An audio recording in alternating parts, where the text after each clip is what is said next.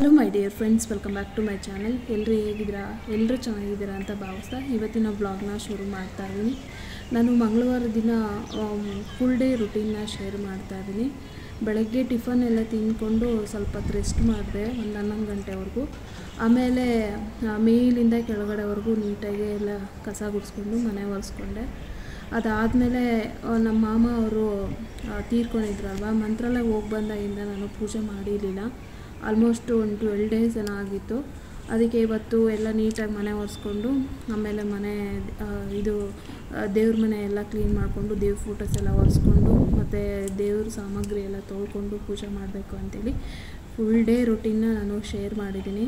ಆ ವಾಯ್ಸಲ್ಲೇ ಇಟ್ಟಿದ್ದೀನಿ. So who ಕೀಳುವಾಗ ಪಕ್ಷಿಗಳ ಸೌಂಡು, ಸೊ ಅದೆಲ್ಲ ಚೆನ್ನಾಗಿರುತ್ತಲ್ವ ಕೇಳೋದಕ್ಕೆ. ಹಾಗಾಗಿ ಇನ್ನು ನಾನು ಬೆಳಗ್ಗೆ ಟಿಫನ್ ಎಲ್ಲ ತಿಂದ್ಕೊಂಡು ಒಂದು ಸ್ವಲ್ಪ ಹೊತ್ತು ರೆಸ್ಟ್ ಮಾಡಿ ಒಂದು 11 ಗಂಟೆವರೆಗೂ, ಆಮೇಲೆ ಫುಲ್ ಮೇಲಿಂದ ಎಲ್ಲ ನೀಟಾಗಿ ಕಸ ಗುಡಿಸ್ಕೊಂಡು ಮನೆ ಒರೆಸೋಷ್ಟೊತ್ತಿಗೆ ಒಂದು 2:30 ಆಯಿತು. ಸ್ವಲ್ಪ ಫೋನಲ್ಲಿ ಮಾತಾಡಿಕೊಂಡು ಕೆಲಸ ಮಾಡಿದ್ರೆ ಲೇಟ್ ಆಗುತ್ತೆ, ಬಟ್ ಹೆಂಗೆ ಮಾಡಿದ್ವಿ ಅಂತ ಗೊತ್ತಾಗಲ್ಲ ಅಷ್ಟೇ. 2:30ಗೆ ಸ್ನಾನ ಎಲ್ಲ ಮುಗಿಸಿ, ಮತ್ತು ಇದು ಊಟನೂ ಮಾಡಿ ಸ್ನಾನ ಎಲ್ಲ ಮುಗಿಸಿ, ಅದಾದಮೇಲೆ ದೇವ್ರ ಮನೆ ಎಲ್ಲ ಫುಲ್ಲು ಡೀಪ್ ಕ್ಲೀನಿಂಗ್ ಮಾಡಿಕೊಂಡೆ, ವಾಲ್ಸ್ ಎಲ್ಲ. ಅದಾದಮೇಲೆ ಇದು ದೇವಸ್ಥಾನವನ್ನು ಕೂಡ ತೊಳೆದೆ. ಅದಾದಮೇಲೆ ಸಂಜೆ ಟೀ ಟೈಮ್ ಆಯಿತು. ಟೀ ಎಲ್ಲ ಮುಗಿಸ್ಕೊಂಡು ಇನ್ನು ಸಂಜೆ ಆಗ್ತಿದ್ದಂಗೆ ಹೂ ಎಲ್ಲ ಕೀಳಬಾರ್ದಲ್ವ, ಹಾಗಾಗಿ ಒಂದು 4:15 ಹಂಗೆ ನಾನು ಟೀ ಮಾಡಿಕೊಂಡು ಮೇಲಿಗೆ ಬಂದು ಕುಡಿದ್ಬಿಟ್ಟು ಇವಾಗ ಹೂನೆಲ್ಲ ಕಿತ್ಕೊತಾ ಇದ್ದೀನಿ. ಸೊ ಒಂದು 10 ಡೇಸಿಂದ ನಾವು ಪೂಜೆ ಮಾಡಿರಲಿಲ್ಲಲ್ಲ, ಸೊ ಸುಮಾರು ಇನ್ನೂ ರೋಜಾ ಹೂವು ಎಲ್ಲ ಇತ್ತು. ನಮ್ಮ ಯಜಮಾನ್ರೆಲ್ಲ ಕಟ್ ಮಾಡಿ ಫ್ರಿಜ್ಜಲ್ಲಿ ಇಟ್ಟಿದ್ರು. ಇನ್ನು ಉಳಿದಿರೋ ಹೂಗಳೆಲ್ಲ ಇವಾಗ ಸ್ವಲ್ಪ ಒಂದು 4-5 ಮಗ್ಗು ಬಿಟ್ಬಿಟ್ಟು, ಇನ್ನು ಉಳಿದಿರೋ ರೋಜಾ ಇವೆಲ್ಲ ಅರಳಿರೋದ್ರಿಂದ ಇವಾಗ ಕಟ್ ಮಾಡಿಕೊಂಡೆ. ಮತ್ತು ಸುಗಂಧರಾಜ ಕೂಡ ಬಿಡ್ತಾಯಿದೆ ಇವಾಗ. ಸುಗಂಧರಾಜ ಕೂಡ ಕಿತ್ಕೊಂಡೆ. ಇನ್ನು ನನಗೆ ಕಣಗಲೆ ಹೂವು ಕಿತ್ಕೊಳ್ಳೋಕ್ಕೆ ಟೈಮ್ ಇರಲಿಲ್ಲ. ಸೊ ಗಣಪನಿಗೆ ಎಷ್ಟು ಬೇಕೋ ಅಷ್ಟು ಕಿತ್ಕೊಂಡು ಇವಾಗ ವೀಳ್ಯದೆಲೆ ಕಿತ್ಕೊತಾ ಇದ್ದೀನಿ ಕಳಶಕ್ಕೆ. ಮೊದಲು ರೆಂಟ್ ಮನೇಲೆಲ್ಲ ಇದ್ದಾಗ ಕಳಶಕ್ಕೆ ಎಲೆ ಬೇಕಂತಂದರೆ ಅದನ್ನು ಹುಡ್ಕೊಂಡು ಹೋಗೋದೇ ಒಂದು ಕೆಲಸ ಆಗಿರ್ತಾಯಿತ್ತು. ಕೆಲವೊಬ್ಬರು ಮನೆ ಹತ್ರ ವೀಳ್ಯದೆಲೆ ನೋಡಿದಾಗ, ಸೊ ನಾವು ಯಾವಾಗ ಮನೆ ಕಟ್ತೀವಿ, ನಾವು ಯಾವಾಗ ಈ ಥರ ಗಿಡ ಹಾಕ್ಕೊತೀವಿ ಅಂತ ಅನ್ನಿಸ್ತಾಯಿತ್ತು. ಇವಾಗ ಆ ಕನಸೆಲ್ಲ ನನಸಾದಾಗ ಒಂಥರ ಖುಷಿ ಆಗುತ್ತಲ್ವ. ಎಷ್ಟೊಂದು ಎಲೆ ಇರುತ್ತೆ, ನಮಗೆ ಬೇಕಾದಷ್ಟು ಪೂಜೆಗೆ ಬಳಸಿ ಬೇಕಾದಷ್ಟು ಈ ವೀಳ್ಯದೆಲೆ ಇರುತ್ತೆ. ಇಲ್ಲ ಅಕ್ಕಪಕ್ಕದವರಿಗೆ ಗೊತ್ತಿಲ್ಲ ನಮ್ಮ ಮನೇಲಿ ವೀಳ್ಯದೆಲೆ ಹಾಕಿದ್ದೀವಿ ಅಂತ, ಇಲ್ಲಾಂದಿದ್ರೆ ಕೇಳೋರೇನೋ ಗೊತ್ತಿಲ್ಲ. ದೇವ್ರ ಸಾಮಗ್ರಿಗಳೆಲ್ಲ ತೊಳೆದು ಒರೆಸಿ ಕುಂಕುಮ ಎಲ್ಲ ಇಟ್ಟು, ಅದಾದಮೇಲೆ ಹೂವು ಕಿತ್ಕೊಂಬಂದು ದೇವ್ರ ಫೋಟೋಸ್ ಎಲ್ಲ ಒರೆಸಿ ಪೂಜೆ ಮಾಡಿದೆ. ವೀಡಿಯೋ ಶೂಟ್ ಮಾಡ್ಕೊತ ಕೂತ್ಕೊಂಡ್ರೆ ರಾತ್ರಿ 8 ಗಂಟೆ 9 ಗಂಟೆ ಆಗ್ಬಿಡುತ್ತೆ ಪೂಜೆ ಆಗೋಷ್ಟೊತ್ತಿಗೆ ಅಂತೇಳಿ ವೀಡಿಯೋ ಶೂಟ್ ಮಾಡ್ಕೊಂಡಿಲ್ಲ. ಇನ್ನು ನೆಕ್ಸ್ಟ್ ಡೇ ಬುಧವಾರ ದಿನ ನಾನು ಇಲ್ಲಿ ಒಬ್ಬರು ಗರ್ಕೆ ಕಿತ್ಕೊತೀನಿ ಅಂತ ನನಗೆ ಕೇಳ್ತಾಯಿದ್ರು. ಸರ್ ಪಕ್ಕದ ಮನೆಯವ್ರದ್ದು ಸೈಟು, ಅವ್ರನ್ನ ಕೇಳಲಿ ಅಂತ ಹೇಳಿದೆ. ಸೊ ಆಮೇಲೆ ಅವರು ಗರ್ಕೆ ಹುಲ್ಲಲ್ಲ ಕಿತ್ಕೊಂಡಿದ್ದು, ಲೆಮನ್ ಗ್ರಾಸ್ನ. ಸೊ ಇದೇನಕ್ಕೆ ಅಂತ ಕೇಳಿದೆ ಅವ್ರಿಗೆ. ಇದು ಮೇಜರ್ ಒಂದು ದೊಡ್ಡ ಕಾಯಿಲೆಗೆ ಕಷಾಯ ಮಾಡಿ ಕುಡಿಸ್ತಾರಂತೆ. ಸೊ ಯಾವ ಕಾಯಿಲೆಗೆ ಏನು ಎತ್ತ ಅಂತೇಳಿ ನೆಕ್ಸ್ಟ್ ಬ್ಲಾಗಲ್ಲಿ ಶೇರ್ ಮಾಡ್ಕೊತೀನಿ. ಇನ್ನು ಅವರು ಕಿತ್ಕೊಂಡು ಹೋದರು. ಅದಾದಮೇಲೆ ನಾನು ಮೇಲ್ಗಡೆ ಬಂದು ಟೊಮೆಟೊ ಬಾತ್ ಮಾಡಿದೆ ಟಿಫನ್ಗೆ ಅಂತೇಳಿ ಬುಧವಾರ. ಸೊ ಆಮೇಲೆ ಟೊಮೆಟೊ ಬಾತ್ ಮಾಡಿಬಿಟ್ಟು ಟೆರೇಸ್ಗೆ ಬಂದೆ. ಸ್ವಲ್ಪ ಬಟ್ಟೆ ಎಲ್ಲ ವಾಶ್ಗೆ ಹಾಕಬೇಕಾಗಿತ್ತು. ಇಲ್ಲಿ ಹಾಗೆ ಬುಲ್ಬುಲ್ ಬರ್ಡು ಅದು ಏನು ಮಾತಾಡುತ್ತಂತ ಅದಕ್ಕೆ ಗೊತ್ತಾಗಬೇಕು. ಸೊ ಎಷ್ಟು ಚೆನ್ನಾಗಿ ಕೂಗ್ತಾ ಇತ್ತಲ್ಲ, ಹಾಗೆ ವೀಡಿಯೋ ಶೂಟ್ ಮಾಡಿಕೊಂಡೆ. ಹಾಗೆ ಒಂದು 10 ಡೇಸಿಂದ ನಾವು ಪೂಜೆ ಮಾಡಿರಲಿಲ್ಲಲ್ಲ. ಸೊ ಆ ಮಧ್ಯದಲ್ಲೂ ಒಂದು ಸಲ ಕಿತ್ತಿಟ್ಟಿದ್ರು, ಜಾಸ್ತಿ ಹೂವು ಇದೆ ಅಂತ ಅಂದ್ಬಿಟ್ಟು. ಆಮೇಲೆ ಮತ್ತೆ ಅವರು ಬುಧವಾರ ದಿನ ಬೆಳಗ್ಗೆ ಹೂನೆಲ್ಲ ಕಿತ್ಕೊಟ್ರು ನನಗೆ. ಆಮೇಲೆ ನನಗೆ ಮಂಗಳವಾರ ದಿನ ಕಟ್ಟೋಕ್ಕೆ ಟೈಮೇ ಇರಲಿಲ್ಲ, ಅದಕ್ಕೆ ಬುಧವಾರ ದಿನ ಮನೆ ಒರೆಸೋದೆಲ್ಲ ಏನೂ ಇರಲಿಲ್ಲ.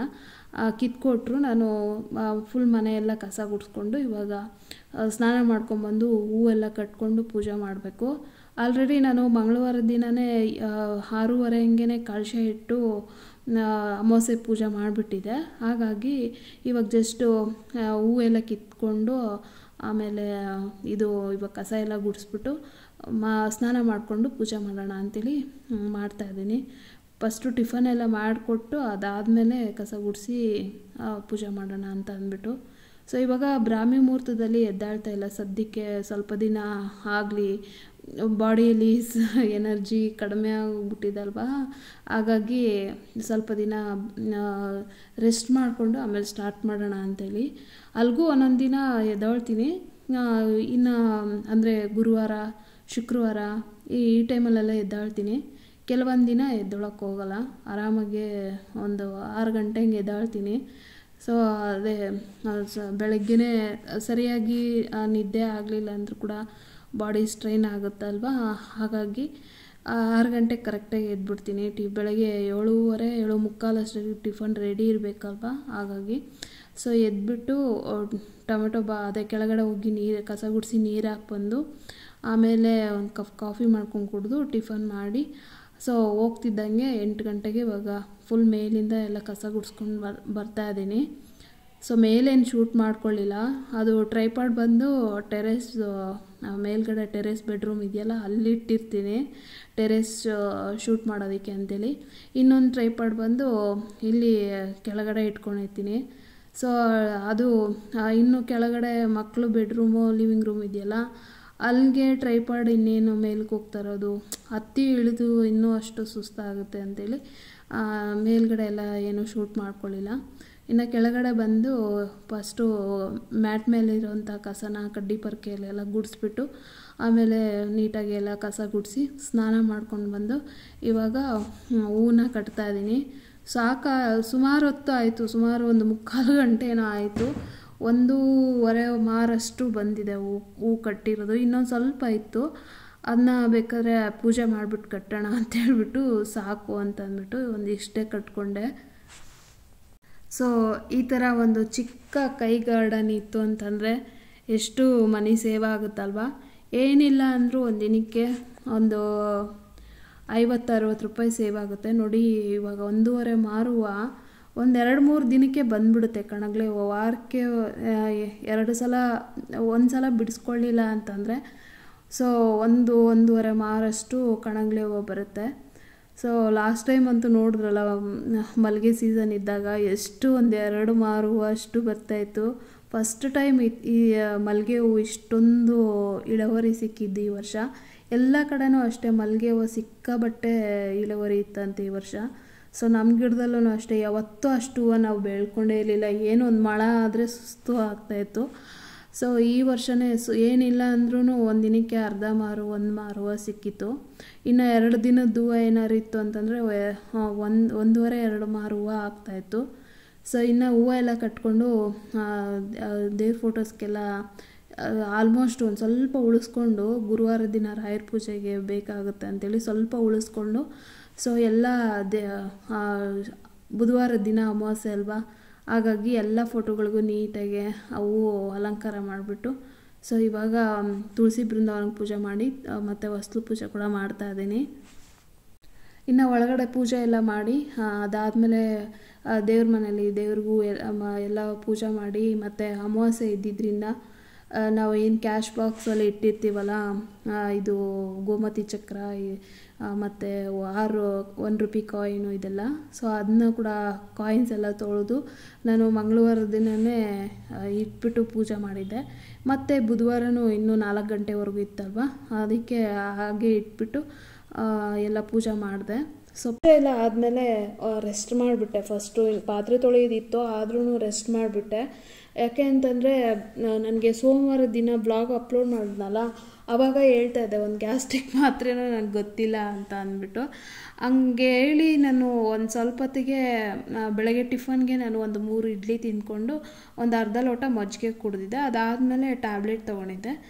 ಸೊ ಆಮೇಲೆ ವಾಯ್ಸ್ ಓವರಲ್ಲಿ ಕೊಟ್ಟು ಅಪ್ಲೋಡ್ ಮಾಡಿಬಿಟ್ಟು ಆಮೇಲೆ ಒಂದು ಬಾಳೆಹಣ್ಣು ತಿಂದು ನೀರು ಬಾಯಾರಿಕೆ ಆಗ್ತಾಯಿತ್ತು. ಫಸ್ಟು ನೀರು ಕುಡಿದ್ಬಿಟ್ಟು ಬಾಳೆಹಣ್ಣು ತಿಂದು ಅದಾದಮೇಲೆ ಸ್ವಲ್ಪ ಹೊತ್ತು ಆದಮೇಲೆ 1 ಅಥವಾ 2 ನೇರಳೆಹಣ್ಣು ತಿಂದಿದ್ದೆ ಅಷ್ಟೇ. ಸೊ ಆಮೇಲೆ ವಾಮಿಟಿಂಗ್ ಸೆನ್ಸೇಷನ್ ಶುರುವಾಗ್ಬಿಟ್ಟು 1.5-2 ಗಂಟೆ ಹಂಗೆ ಸಿಕ್ಕಾಬಟ್ಟೆ ವಾಮಿಟಿಂಗ್ ಆಗ್ಬಿಡ್ತು. ಮತ್ತು ಒಂದು 1 ಅವರ್ 1.5 ಅವರ್ ಬಿಟ್ಟು ಮತ್ತೊಂದು ಸಲ ಆಯಿತು. ಮತ್ತು ಮಧ್ಯಾಹ್ನ ಏನೂ ಊಟ ಮಾಡೋಕ್ಕೆ ಹೋಗಲಿಲ್ಲ. ಸೊ ಮತ್ತು ಸಂಜೆನೂ ಟೀ ಕುಡಿಯೋಕ್ಕೂ ಏನೂ ಆಗ್ತಾಯಿರಲಿಲ್ಲ. ಸ್ಮೆಲ್ಗೆ ಏನಾದ್ರು ಸ್ಮೆಲ್ ಕುಡಿದ್ರೆ ಸಾಕು ವಾಮಿಟಿಂಗ್ ಸೆನ್ಸೇಷನ್ ಜಾಸ್ತಿ ಆಗ್ತಿತ್ತು. ಅದಕ್ಕೆ 2 ಬಾತ್ರೂಮ್ ತೊಳ್ಕೊಂಡು ಸುಮ್ಮನೆ ಆಗಿಬಿಟ್ಟೆ ಸೋಮವಾರ. ಸೊ ಪ್ಲ್ಯಾನ್ ಮಾಡ್ಕೊಂಡು ಇದು ಕೆಲಸ ಎಲ್ಲ ಇದಾಗ್ಬಿಡ್ತು. ಸುಮ್ಮನೆ ಲೈಟಾಗಿ ಬಾತ್ರೂಮ್ ಅಂತ ತೊಳ್ಕೊಂಡು ಸುಮ್ಮನೆ ಆಗಿದೆ, ಸ್ನಾನ ಮಾಡ್ಕೊಂಡು ಸುಮ್ಮನೆ ಆಗಿಬಿಟ್ಟೆ. ಆಮೇಲೆ ಮಂಗಳವಾರ ದಿನ ಫುಲ್ ಡೇ ಕೆಲಸ ಜಾಸ್ತಿ ಆಗಿದ್ದರಿಂದ ಸ್ವಲ್ಪ ಅಡುಗೆ ಮಾಡೋದಕ್ಕೂ ಮುಂಚೆ ಪಾತ್ರೆ ತೊಳೆದಿಟ್ಟಿದ್ದೆ. ಆಮೇಲೆ ಊಟ ಆದಮೇಲೆ ನನಗೆ ತೊಳೆಯೋಕ್ಕೆ ಆಗಲೇ ಇಲ್ಲ, ಸಾಕಾಯಿತು. ಸೊ ಹೋಗಿ ಮಲ್ಕೊಂಬಿಟ್ಟೆ. ಇನ್ನು ಬುಧವಾರದ ದಿನ ಬೆಳಗ್ಗೆ ಟಿಫನ್ದು ಮತ್ತು ರಾತ್ರಿದು ಒಂದು ಸ್ವಲ್ಪ ಪಾತ್ರೆ ಇತ್ತಲ್ವ, ಪೂಜೆ ಎಲ್ಲ ಮಾಡಿ ಒಂದು ಸ್ವಲ್ಪ ರೆಸ್ಟ್ ಮಾಡಿ ಅದಾದಮೇಲೆ ಪಾತ್ರೆ ತೊಳ್ಕೊತ ನಾನು ಮಧ್ಯಾಹ್ನ ಊಟಕ್ಕೆ ರೈಸ್ ಮಾಡಿಕೊಂಡೆ. ಪಾತ್ರೆ ಎಲ್ಲ ತೊಳೆಯೋಷ್ಟೊತ್ತಿಗೆ ಅನ್ನ ಆಗಿತ್ತು. ಆಮೇಲೆ ರಾತ್ರಿ ಸಾರು ಮಾಡಿದ್ದು ಇತ್ತು, ಇದು ಈರುಳ್ಳಿ ಹೂವಿನ ಸಾರಿತ್ತು, ಅದು ಮತ್ತು ಬಿಸಿ ರೈಸ್ ಊಟ ಮಾಡಿ ಮತ್ತೆ 1 ಅವರ್ ಹಂಗೆ ಸುಮ್ಮನೆ ಕೂತ್ಕೊಂಡು ಮೊಬೈಲ್ ಅದೇ ವೀಡಿಯೋಸ್ ನೋಡಿಕೊಂಡು ಅದಾದಮೇಲೆ ಇದು ಟೆರೆಸ್ಗೆ ಬಂದೆ. ಫಸ್ಟು ಗುರುವಾರ ರಾಯರ ಪೂಜೆಗೆ ತುಳಸಿ ಎಲ್ಲ ಕಿತ್ಕೊಂಡು ಕಟ್ಟಿಟ್ಟು ತಗೊಂಡು ಹೋಗ್ಬಿಟ್ಟು ಫ್ರಿಜ್ಜಲ್ಲಿ ಇಟ್ಬಿಟ್ಟು ನಾನು ಒಂದು ಕಪ್ ಟೀ ಮಾಡಿಕೊಂಡು ಕುಡಿದ್ಬಿಟ್ಟು ಆಮೇಲೆ ಟೆರೆಸ್ಗೆ ಬಂದೆ. ಆಮೇಲೆ ಇದು ಡೋರ್ ಮ್ಯಾಟ್ಸ್ ಎಲ್ಲ ನೆನೆಸ್ಬಿಟ್ಟು ಮತ್ತು ಕಿಚನ್ ಬಟ್ಟೆಗಳು ಎಲ್ಲ ನೆನೆಸಿದಾದ್ಮೇಲೆ 1 ಅವರ್ ಬಿಟ್ಬಿಟ್ಟು ಇದು ವಾಷಿಂಗ್ ಮಿಷನ್ಗೆ ವೈಟ್ ಬಟ್ಟೆ ಎಲ್ಲ ಇತ್ತು, ಅದನ್ನು ಕೂಡ ವಾಶ್ಗೆ ಹಾಕ್ಬಿಟ್ಟು ನಾನು ಈ ಕಡೆ ಡೋರ್ ಮ್ಯಾಟ್ಸ್ ಎಲ್ಲ ಹೋಗಿದೆ. ಆಮೇಲೆ ಕಿಚನ್ ಬಟ್ಟೆಗಳು ಅಷ್ಟೇ, ಅವು ಬಿಸಿನೀರಲ್ಲಿ ನೆನೆಸಿದ್ದೆ, ಅವನು ಎಲ್ಲ ನೀಟಾಗಿ ಬ್ರಷ್ ಮಾಡಿ ಎಲ್ಲ ಉಜ್ಜಿ ಒಗೆದು ಅದಾದಮೇಲೆ ಈ ಕಡೆ ಬಟ್ಟೆ ವಾಶ್ಗೆ ಹಾಕಿದ್ನಲ್ವ, ನಾನು ಒಗೆಯೋಷ್ಟೊತ್ತಿಗೆ ಬಟ್ಟೆ ಕೂಡ ವಾಷಿಂಗ್ ಮಿಷನಲ್ಲಿ ವಾಶ್ ಆಗಿತ್ತು. ಸೊ ಡೋರ್ ಮ್ಯಾಟ್ಸ್ ಎಲ್ಲ ಒಗೆದು ನೀರು ಸೋರೋಕ್ಕೆ ಹಾಕಿದ್ದೆ. ಇನ್ನು ಕಿಚನ್ ಬಟ್ಟೆಗಳು ಅಷ್ಟೇ ವಾಶ್ ಮಾಡಿಬಿಟ್ಟು ಬಿಸಿನೀರಲ್ಲಿ ಒಂದು ಸಲ ತಣ್ಣೀರಲ್ಲಿ ಜಾಲಿಸ್ಬಿಟ್ಟು ಆಮೇಲೆ ಬಿಸಿನೀರಲ್ಲಿ ಮತ್ತೆ ನೆನೆ ಹಾಕಿದ್ದೀನಿ, ಅದರಲ್ಲಿ ಬಿಸಿನೀರಲ್ಲಿ ಜಾಲ್ಸಾಕೋಣ ಅಂತ ಅಂದ್ಬಿಟ್ಟು. ಸೊ ಆ ಬಿಸಿನೀರಲ್ಲಿ ಆ ಬಟ್ಟೆಗಳೆಲ್ಲ ಹಾಕ್ಬಿಟ್ಟು ಇಲ್ಲಿ ಡೋರ್ ಮ್ಯಾಟ್ಸ್ ಎಲ್ಲ ನೀರು ಸೋರೋದಕ್ಕೆ ಹಾಕ್ಬಿಟ್ಟು ಈ ಕಡೆ ಬಟ್ಟೆ ಎಲ್ಲ ವಾಶ್ಗೆ ಹಾಕಿದ್ನಲ್ವ ವೈಟ್ ಬಟ್ಟೆ, ಅವನು ಎಲ್ಲ ಒಣಗಾಕ್ತಾ ಇದ್ದೀನಿ. ಮತ್ತು ನಾನು ಸಾರಿ ಇದು ಮಂತ್ರಾಲಯಗೆ ಉಟ್ಕೊಂಡು ಹೋಗಿದ್ನಲ್ವ, ಅದು ಕೂಡ ಹ್ಯಾಂಡ್ ವಾಶ್ ಮಾಡಿದೆ. ಇನ್ನು ಡೈನಿಂಗ್ ಟೇಬಲ್ ಬಟ್ಟೆನೂ ಅಷ್ಟೇ ಹ್ಯಾಂಡ್ ವಾಶ್ ಮಾಡಿದೆ. ಇನ್ನು ನಾನು ಬಟ್ಟೆ ಎಲ್ಲ ಒಣಗಾಕೋಷ್ಟೊತ್ತಿಗೆ ಇಲ್ಲಿ ಬಿಸಿನೀರಲ್ಲಿ ಚೆನ್ನಾಗಿ ಇದು ಕೊಳೆ ಎಲ್ಲ ಇನ್ನು ಒಗ್ದಾದ್ಮೇಲೆ ನಾನು ಬಿಸಿನೀರಲ್ಲಿ ಮತ್ತೆ ನೆನೆ ಹಾಕಿದ್ದೆ. ಆಮೇಲೆ ಬಿಸಿನೀರಿಂದ ನೀಟಾಗಿ ಎಲ್ಲ ಜಾಲಿಸಿ ಮತ್ತೆ ತಣ್ಣೀರಲ್ಲಿ ಜಾಲಿಸಿದೆ. ಬಿಸಿನೀರಲ್ಲೇ ನಾವು ಜಾಲಿಸಿ ಒಣಗಾಕಿದ್ದೀವಿ ಅಂತಂದರೆ ಒಂಥರ ರೊಟ್ಟಿ ಥರ ಆಗುತ್ತೆ, ಸಾಫ್ಟಾಗಿರಲ್ಲ ಬಟ್ಟೆ. ಮತ್ತೆ ತಣ್ಣೀರಲ್ಲಿ ಜಾಲಿಸಿ ಒಣಗಾಕಿ ಸೊ ಇವಾಗ ಕಂಪ್ಲೀಟ್ ಆಯಿತು. ನೀಟಾಗಿ ಎಲ್ಲ ಕೆಲಸ ಮುಗಿಸಿದ್ಮೇಲೆ ನೋಡೋದಕ್ಕೆ ಎಷ್ಟು ಖುಷಿ ಆಗುತ್ತಲ್ವ, ಹಬ್ಬ ಎಷ್ಟು ನೀಟಾಗಿ ಕೆಲಸಗಳು ಮುಗೀತು ಅಂತ ಅಂದ್ಬಿಟ್ಟು ಮಾಡಿದಾಗ ನೋಡೋಕ್ಕೆ ಒಂಥರ ಖುಷಿ ಅಲ್ವಾ. ಸೊ ಈ ಡೋರ್ ಮ್ಯಾಟ್ಸ್ ಎಲ್ಲ ತಂದು 2 ದಿನ ಆಗಿತ್ತು ಟೆರೆಸ್ ಮೇಲೆ, ನೋಡಿ ಸಾಕಾಗ್ಬಿಟ್ಟಿತ್ತು. ಸದ್ಯ ಎಲ್ಲ ವಾಶ್ ಮಾಡಿ ಹಾಕ್ಕೊಂಡೆ ಅಂತ ಅಂದ್ಬಿಟ್ಟು. ಸೊ ನೋಡ್ತಾ ಇರ್ಬೋದು ನೀರೆಲ್ಲ ಸೋರಿದ ಮೇಲೆ ನಾ ಈಗ ಕಂಬಿ ಮೇಲೆ ಹಾಕಿದ್ದೀನಿ. ಇವಾಗ ಗಾಳಿ ಇರೋದ್ರಿಂದ ತಂತಿ ಇದಾಗ್ಬಿಡುತ್ತೆ ವೆಯ್ಟಿಗೆ ಅಂತ ಅಂದ್ಬಿಟ್ಟು ಇಲ್ಲಿಗೆ ತಂದು ಹಾಕಿದ್ದೀನಿ. ನೆಕ್ಸ್ಟು ಬಟ್ಟೆ ಎಲ್ಲ ಒಣಗಾಕಿದ್ದಾದಮೇಲೆ ಕೈಕಾಲು ಮುಖ ತೊಳ್ಕೊಂಡೆ. ಇನ್ನು ಮುಸ್ಸಂಜೆ ಏನು ನಾನು ಪೂಜೆ ಮಾಡೋಕ್ಕೆ ಹೋಗಲಿಲ್ಲ, ಡೋರ್ ಮ್ಯಾಟ್ಸ್ ಎಲ್ಲ ಒಗೆದಿದ್ನಲ್ವ, ಹಾಗಾಗಿ ತಲೆ ಸ್ನಾನ ಮಾಡಿಕೊಂಡೆ ನಾನು ಪೂಜೆ ಮಾಡೋದು. ಸರಿ ಮುಖ ಎಲ್ಲ ತೊಳ್ಕೊಂಡು ಸ್ವಲ್ಪ ತರಕಾರಿ ಟೊಮೆಟೊ ಹಸಿರು ಮೆಣಸಿನ್ಕಾಯಿ ಇವೆಲ್ಲ ಖಾಲಿ ಆಗಿತ್ತು, ಅದಕ್ಕೆ ಹೋಗಿ ತರಕಾರಿ ಅಂಗಡಿಗೆ ಹೋಗ್ಬಿಟ್ಟು ತರಕಾರಿ ಎಲ್ಲ ತೊಗೊಂಡು ಬಂದು ಇವಾಗ ಒಂದು 7:30 ಏನೋ ಆಗಿತ್ತು. ಸೊ ಇವಾಗ ಅಡುಗೆಗೆ ಚಪಾತಿ ಹಾಗಲಕಾಯಿ ಪಲ್ಯ ಮತ್ತು ರಸಮ್ ಮಾಡ್ತಾಯಿದ್ದೀನಿ. ಇನ್ನು ಮಧ್ಯಾಹ್ನ ಮಾಡಿದ್ದ ಅನ್ನ ಜಾಸ್ತಿ ಇತ್ತು, ಹಾಗಾಗಿ ಅನ್ನ ಏನು ಮಾಡೋಕ್ಕೆ ಹೋಗ್ತಾಯಿಲ್ಲ. ಫಸ್ಟು ನಾನು ಹಾಗಲಕಾಯಿನ ಸಣ್ಣದಾಗಿ ಹೆಚ್ಚಿಬಿಟ್ಟು ಅದು ಎಣ್ಣೆಯಲ್ಲಿ ಚೆನ್ನಾಗಿ ಫ್ರೈ ಮಾಡಿ ಅದೇ ಬಾಣಲಿಗೆನೇ ಇವಾಗ ಎಣ್ಣೆ, ಸಾಸಿವೆ, ಈರುಳ್ಳಿ, ಸ್ವಲ್ಪ ಕರಿಬೇವು ಮತ್ತು ಟೊಮೆಟೊ, ಸೊ ಇದೆಲ್ಲ ಹಾಕ್ಬಿಟ್ಟು ಒಂದು ಸ್ವಲ್ಪ ಉಪ್ಪು ಕೂಡ ಹಾಕ್ತಾಯಿದ್ದೀನಿ, ಟೊಮೆಟೊ ಬೇಗ ಸಾಫ್ಟ್ ಆಗಲಿ ಅಂತ ಅಂದ್ಬಿಟ್ಟು. ಸ್ವಲ್ಪ ಟೊಮೆಟೊ ಸಾಫ್ಟ್ ಆದ ನಂತರ ಇವಾಗ ಹುರಿದಿಟ್ಕೊಂಡಿರೋಂಥ ಹಾಗಲಕಾಯಿ ಸೇರಿಸ್ತಾ ಇದ್ದೀನಿ. ಸ್ವಲ್ಪ ಟೈಮ್ ಕೊಟ್ಟು ಮಾಡ್ತಾಯಿದ್ದೀನಿ, ಈ ರೆಸಿಪಿ ಮಾತ್ರ ತುಂಬಾ ಚೆನ್ನಾಗಿರುತ್ತೆ. ಸೊ ಹಾಗಲಕಾಯಿ ಎಣ್ಣೆಯಲ್ಲಿ ಹುರಿದಿಟ್ಕೊಂಡಿದ್ನಲ್ಲ ಅದನ್ನ ಸೇರಿಸ್ಬಿಟ್ಟು ಸೊ ಇದಕ್ಕೆ ನಾನು ಸಾಂಬಾರು ಪುಡಿ ಮನೆಯಲ್ಲಿ ತರಕಾರಿ ಸಾಂಬಾರು ಪುಡಿ ಇರುತ್ತಲ್ವ, ಸೊ ಆ ಸಾಂಬಾರು ಪುಡಿ ಹಾಕಿ ರುಚಿಗೆ ತಕ್ಕಷ್ಟು ಉಪ್ಪು ಕೂಡ ಹಾಕಿ ಚೆನ್ನಾಗಿ ಮೀಡಿಯಮ್ ಫ್ಲೇಮಲ್ಲಿ ಹುರ್ಕೊತಾ ಇದ್ದೀನಿ. ಮುದ್ದೆ, ಸಾಂಬಾರು ಈ ಥರದ್ದೆಲ್ಲ ಬೇಗ ಆಗ್ಬಿಡುತ್ತೆ. ಈ ಚಪಾತಿ, ಪಲ್ಯ ಮತ್ತು ಅದಕ್ಕೊಂದು ರೈಸು ಮತ್ತು ಅದಕ್ಕೊಂದು ಸಾಂಬಾರು ಇದೆಲ್ಲ ಮಾಡ್ಕೊಂಡು ಕೂತ್ಕೊಂಡ್ರೆ ಎಷ್ಟು ಟೈಮ್ ಆಗೋಗ್ಬಿಡುತ್ತಲ್ವ.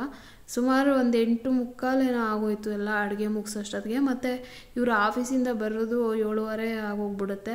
ಹಾಗಾಗಿ ನನಗೆ ಒಂದು ಸ್ವಲ್ಪ ಅಡುಗೆ ಲೇಟಾಗಿ ಮಾಡ್ಕೊತೀನಿ. 9 ಗಂಟೆ ಅಷ್ಟೊತ್ತಿಗೆ ಊಟ ಮಾಡ್ಕೊತೀವಿ. ಆಮೇಲೆ 9:30ರಿಂದ 9:30, 9:45, 10 ಗಂಟೆ ಅಷ್ಟೊತ್ತಿಗೆ ಎಲ್ಲ ಕಿಚನೆಲ್ಲ ನೀಟಾಗಿ ಕ್ಲೀನ್ ಮಾಡಿಬಿಟ್ಟು ಹೋಗಿ ಮಲ್ಕೊಂಡ್ಬಿಡ್ತೀನಿ. ಕಡಲೆಕಾಯಿ ಬೀಜ ಹುರಿದ್ಬಿಟ್ಟು ಅದು ಎಳ್ಳು ಮತ್ತು ಬಿಳಿ ಎಳ್ಳು ಮತ್ತು ಕಡಲೆಕಾಯಿ ಬೀಜ ಪೌಡರ್ ಮಾಡಿ ಹಾಕಿ ಮತ್ತು ನೀರು ಹಾಕಿ ಸ್ವಲ್ಪ ಬೆಲ್ಲ ಹಾಕಿ ಮತ್ತು ಹುಣಸೆ ರಸ ಕೂಡ ಹಾಕಿ ಇವಾಗ ಮೀಡಿಯಮ್ ಫ್ಲೇಮಲ್ಲಿ ಹಾಗಲಕಾಯಿ ಪಲ್ಯ ಬೇಯೋದಕ್ಕೆ ಇಡ್ತಾ ಇದ್ದೀನಿ. ಟೇಸ್ಟ್ ಅಂತೂ ತುಂಬಾ ಚೆನ್ನಾಗಿತ್ತು. ಸಾಂಬಾರು ಮಾಡ್ತೀನಿ ನಾನು ಮತ್ತು ಪಲ್ಯನೂ ಮಾಡ್ತೀನಿ. ಸೊ 1 ತಿಂಗಳಿಗೊಂದ್ಸಲ ಹಾಗಲಕಾಯಿ ಪಲ್ಯ ಇಲ್ಲ ಸಾಂಬಾರು ಮಾಡ್ತಿರ್ತೀನಿ. ಇನ್ನು ಸ್ವಲ್ಪ ಖಾರ ಕಡಿಮೆ ಇತ್ತು ಸಾಂಬಾರು ಪುಡಿಯಲ್ಲಿ, ಹಾಗಾಗಿ ಅಚ್ಕಾರದ ಪುಡಿ ಒಂದು ಸ್ವಲ್ಪ ಹಾಕ್ಬಿಟ್ಟು ನೀಟಾಗಿ ಮಿಕ್ಸ್ ಮಾಡಿಬಿಟ್ಟು ಇವಾಗ ಇದು ಪಲ್ಯ ಬೇಯಲಿ ಅಂತೇಳಿ ಮೀಡಿಯಮ್ ಫ್ಲೇಮಲ್ಲಿ ಇಟ್ಟಿದ್ದೀನಿ.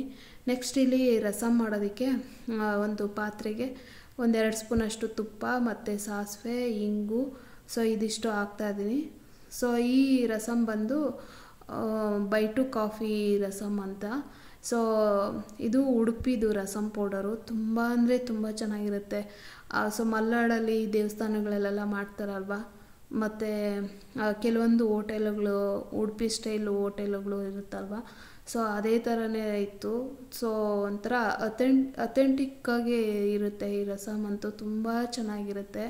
ಸೊ ಯಾವುದೋ ಒಂದು ದೇವಸ್ಥಾನದಲ್ಲಿ ಊಟ ಮಾಡ್ತಾಯಿದ್ದೀವಿನೋ ಅಂತ ಅನಿಸುತ್ತೆ, ಧರ್ಮಸ್ಥಳನೋ ಅಥವಾ ಕುಕ್ಕೆನಲ್ಲೋ ಅನಿಸುತ್ತೆ. ಸೊ ಇದು ನಮ್ಮ ಯಜಮಾನ್ರ ಆಫೀಸ್ ಹತ್ರನೇ ಇದೆಯಂತೆ, ಅಲ್ಲಿ ತೊಗೊಂಬಂದಿದ್ರು. 2 ಸಲ ಮಾಡಿದ್ದೀನಿ, ಇನ್ನೂ ಒಂದು 2 ಸಲ ಮಾಡೋಷ್ಟು ಪೌಡರ್ ಇದೆ. ಸೊ ಇವಾಗ ಬೈಟು ಕಾಫಿ ಇದು ರಸಮ್ ಪೌಡರ್ ಹಾಕಿ ರುಚಿಗೆ ತಕ್ಕಷ್ಟು ಉಪ್ಪು ಮತ್ತು ಬೆಲ್ಲ, ಸೊ ಇದೆಲ್ಲನೂ ಹಾಕ್ತಾಯಿದ್ದೀನಿ. ಬೇಳೆ ಬಿದ್ದಿದ್ದ ರಸಮೇ ಒಂಥರ ಟೇಸ್ಟ್ ಅಲ್ವಾ. ಸೊ ನನಗೆ ಬೇಳೆ ಹಾಕಿರೋಂಥ ರಸಮ್ಮು ತುಂಬಾ ಇಷ್ಟ ಆಗುತ್ತೆ taste wise. So Mysuru rasam ಆಗಿರ್ಬೋದು, ಈ ಉಡುಪಿ ರಸಮ್ ಆಗಿರ್ಬೋದು, ಬೇಳೆ ಹಾಕಿ ಮಾಡ್ತಾಯಿರ್ತೀನಿ ನಾನು. ನೆಕ್ಸ್ಟ್ ಇಲ್ಲಿ ರಸಮ್ಗೆಲ್ಲ ಒಗ್ಗರಣೆ ಹಾಕ್ಬಿಟ್ಟು ಅದು ಮೀಡಿಯಮ್ ಫ್ಲೇಮಲ್ಲಿ ಕುದಿಯೋದಕ್ಕಿಟ್ಟು ಈ ಕಡೆ ಪಲ್ಯ ಏನಾಗಿದೆ ಅಂತ ನೋಡ್ತಾ ಇದ್ದೀನಿ. ಕಡಲೆಕಾಯಿ ಬೀಜದ ಪೌಡ್ರ್ ಹಾಕಿರ್ತೀವಲ್ವ, ತಳ ಹತ್ತಾ ಇರುತ್ತೆ. ಅದಕ್ಕೋಸ್ಕರ ಈ ಗೋಡಂಬಿ ಪೇಸ್ಟ್ ಹಾಕಿದರೆ ಅಥವಾ ಕಡಲೆಕಾಯಿ ಬೀಜದ ಪೌಡರ್ ಹಾಕಿದರೆ ಬೇಗ ತಳ ಹತ್ತಾ ಇರುತ್ತೆ. ಅದಕ್ಕೆ ಆಗಾಗ 1-2-3 ನಿಮಿಷಕ್ಕೂ ಪ್ಲೇಟು ತೆಗೆದು ನೀಟಾಗಿ ಮಿಕ್ಸ್ ಮಾಡ್ತಾ ಇರಬೇಕು, ಇಲ್ಲಾಂದರೆ ಸೀದಾ ಹೋಗ್ಬಿಡುತ್ತೆ ಪಲ್ಯ ಈ ಥರದ್ದೆಲ್ಲ. ಹಾಗಾಗಿ ಎಲ್ಲ ನೀಟಾಗಿ ಮಿಕ್ಸ್ ಮಾಡಿ ನೆಕ್ಸ್ಟ್ ಇದಕ್ಕೆ ರಸಮ್ಗೆ ಇನ್ನೇನು ಒಂದು 40% ಅಷ್ಟು ಕುದ್ದೀತು. ಸೊ ಕೊತ್ತಂಬರಿ ಸೊಪ್ಪು ಹಾಕಿ ಇನ್ನೊಂದು 40% ಅಷ್ಟು ಕುದಿಸ್ಕೊಳ್ಳೋಣ ಅಂತಂದ್ಬಿಟ್ಟು ಕುದಿಸ್ಕೊತಾ ಇದ್ದೀನಿ. ನೆಕ್ಸ್ಟ್ ಇಲ್ಲಿ ಪಲ್ಯಕ್ಕೆ ಹಸಿ ಕಾಯಿ ತುರಿ ಮತ್ತು ಕೊತ್ತಂಬರಿ ಸೊಪ್ಪು ಲಾಸ್ಟಲ್ಲಿ, ಹಾಗಲಕಾಯಿ ಎಲ್ಲ ಚೆನ್ನಾಗಿ ಬೆಂದಿತ್ತು. ಇವಾಗ ಲಾಸ್ಟಿಗೆ ಹಸಿ ಕಾಯಿ ತುರಿ ಕೊತ್ತಂಬರಿ ಸೊಪ್ಪು ಹಾಕಿ ನೀಟಾಗಿ ಮಿಕ್ಸ್ ಮಾಡಿ ಗ್ಯಾಸ್ ಸ್ವಿಚ್ ಆಫ್ ಮಾಡಿಬಿಟ್ಟು ಪ್ಲೇಟ್ ಮುಚ್ತಾ ಇದ್ದೀನಿ. ಇನ್ನು ಈ ಕಡೆ ಚಪಾತಿ ಮಾಡ್ಕೊತಾ ಇದ್ದೀನಿ. ಸೊ ಇವೆರಡು ಮಾಡುವಾಗ ಚಪಾತಿ ಲಟ್ಸಿ ಹಾಕ್ತಾಯಿದ್ರೆ ಚಪಾತಿಗಳು ಸೀದೋಗೋ ಚಾನ್ಸಸ್ ಇರುತ್ತೆ ಅಂತ ಅಂದ್ಬಿಟ್ಟು ಪಲ್ಯ ಮತ್ತು ರಸಮ್ಮು ಮಾಡೋದಕ್ಕಿಟ್ಟು ಆಮೇಲೆ ನಾನು ಚಪಾತಿನ ಮಾಡ್ತಾಯಿದ್ದೀನಿ. ಪ್ರತಿದಿನ ರಾತ್ರಿಗೆ ಮುದ್ದೆ ಮಾಡ್ತಾ ಇದ್ದರೆ ಪ್ರತಿದಿನ ಮುದ್ದೆ ತಿನ್ನೋಕ್ಕೆ ಬೋರ್ ಆಗುತ್ತೆ ಅಂತ ಅಂದ್ಬಿಟ್ಟು ಸೊ ವಾರದಲ್ಲಿ ಒಂದು ಸಲ ಹಿಂಗೆ ಚೇಂಜಸ್ ಮಾಡ್ತಾಯಿರ್ತೀನಿ.